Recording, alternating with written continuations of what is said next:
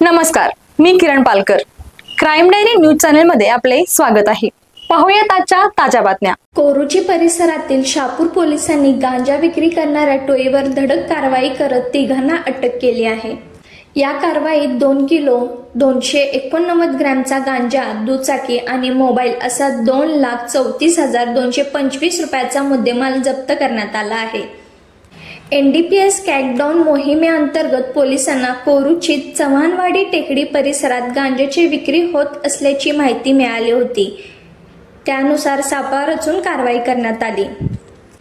यावेळी अरविंद उर्फ राजवीर सिंग, मोहसिन संधी आणि सार्थक बिंद या तिघांना ताब्यात घेण्यात आले आहे.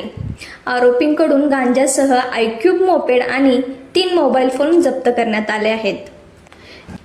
या प्रकरणी आरोपी विरुद्ध NDPS कायद्याअंतर्गत गुन्हा दाखल करण्यात आला असून पुढील तपास शहापूर पोलीस करत आहे.